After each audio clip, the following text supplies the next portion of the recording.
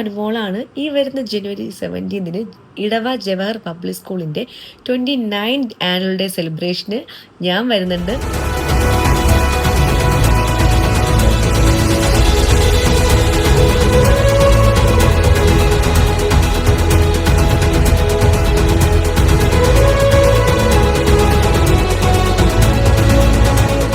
പ്രോഗ്രാമിന് എല്ലാവിധ ആശംസകളും നേരുന്നു. നമുക്കെല്ലാവർക്കും അന്ന് കാണാം. എല്ലാവരും എത്തണം കേട്ടോ.